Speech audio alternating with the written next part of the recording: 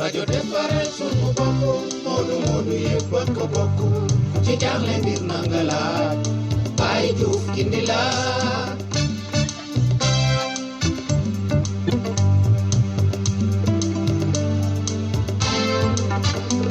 rajo defaral sunu bopp moodu moodu yëpp a ko bokk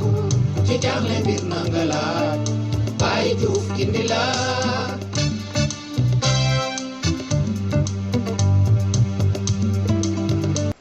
asalaamaaleykum mbokki rajo defaral suñu bopp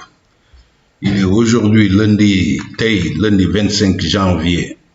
à 20h58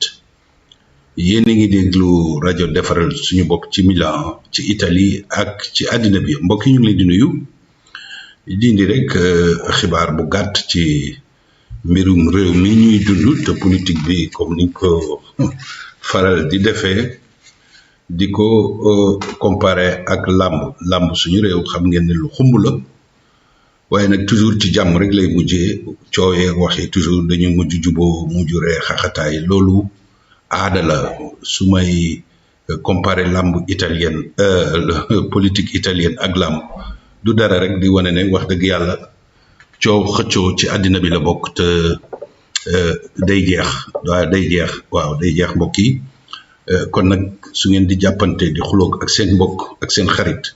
mbokk yi xam leen am leen fu ngeen war a yem am leen fu ngeen war a dépassé ndaxte lépp day jeex looloo tax mbokk yi tey ñu dellusiwaat di leen indil xibaar ci Italie ci mbirum politique bu leen sori ci lu gàtt am na lu xew bu leen sori.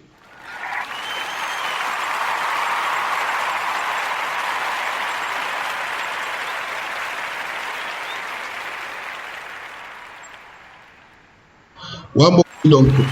semaine dernière rek lañ fi indi woon di wax làmb ji nga xam ne grand combat ba mu nga nekkoon ca assemblée nationale ak sénat ba te mu nga xam ne ñaari mbër yi nekkoon Matteo Renzi nekk dëkk Firenze nekkoon maire de Firenze waaye jiite parti bi ñuy wax Italia Viva mu jiite ko bokkoon ca parti démocratique rocceeku fa ba créé partem yore nag ay sénateur ci biir sénat bi lu toll ci 18 personnes moom daal moo fi yeewoon samp ndëndëm ne lim bëgg daal mooy 300 milliards yu xaalis bu bëri bi nga xam ne Union européenne daf ko dugal moom daal dafa bëggoon daal ñu boole ko ci séddale bi waaw séddale nag waxuma séddoo ci séddale bi moom daal loolu moo ko balaa ñu may tëj comme léegi mbirum xaalis mbokk yi ku ko wax ñu oola waaw ca Sénégal suñu réew ñàkkul ne fii tamit peut-être ñun ay gan lañ am na loo xam ne duñ jiñ kenn mbokk yi voilà le problème donc ci bi semaine dernière ba ren si ci boppam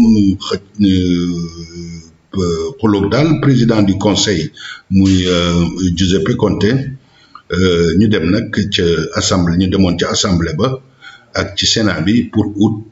majorité maanaam loolu ñuy wax fiducia mooy confiance vote de confiance dem nañ assemblée mu jàll mbokk yi ñu demaat sénat mu jàll bu xaw a takk suuf la nag ndaxte wax dëgg yàlla majorité amoon na majorité waaye du majorité absolue maanaam dafa am député yoo xam ne ñëwuñu woon absenté dafa am député yu mel ni ànd ak sénateur lay wax sénateur yu ànd nag ren si yoo xam ne ñoom wotewuñ pour wotewuñ contre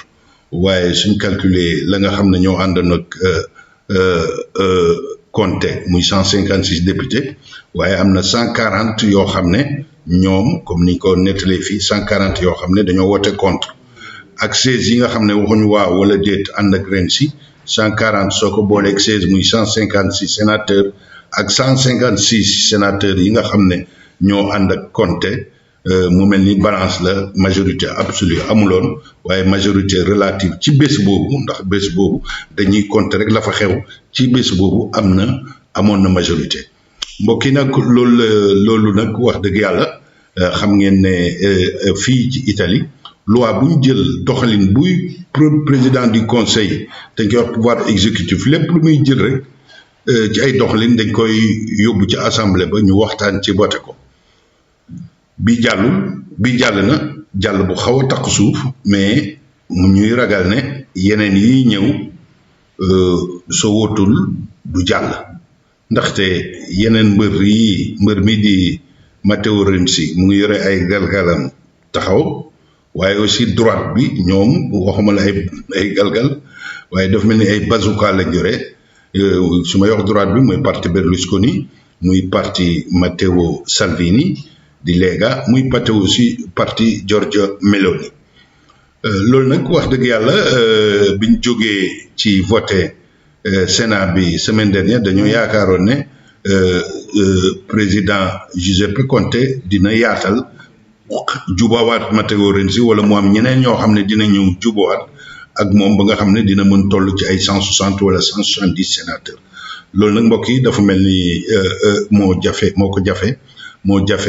def na lu nekk waaye nag wax dëgg yàlla mbir mi doy na waar te nag réew Italie képp ku koy diriger da nga war di am majorité absolue ca parlement bi ak ci sénat bi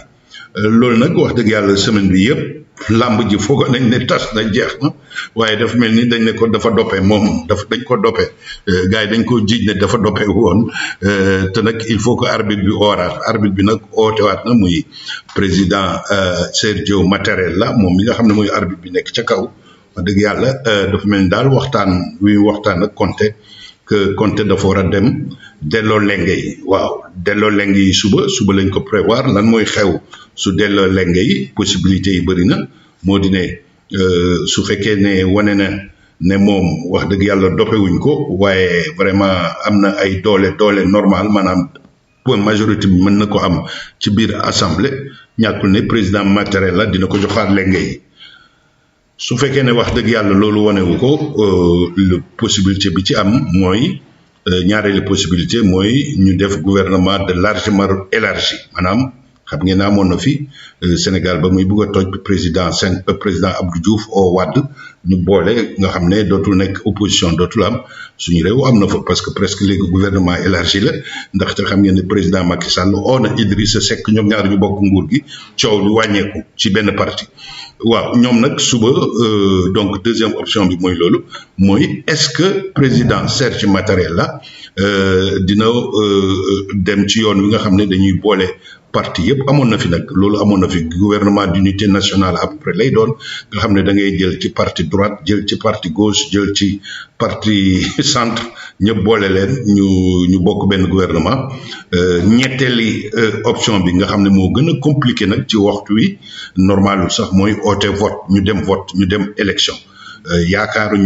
yaakaaruñu ko waaye su desee ba des loolu mën na am ku mel ni Matteo Salvini moom loolu la sawar mais nag ci mbas mi ñu nekk mbokk yi ci problème yi ñàkk liggéey yi di ci dem ay élection wax dëgg yàlla loolu yaakaaruma italiens yi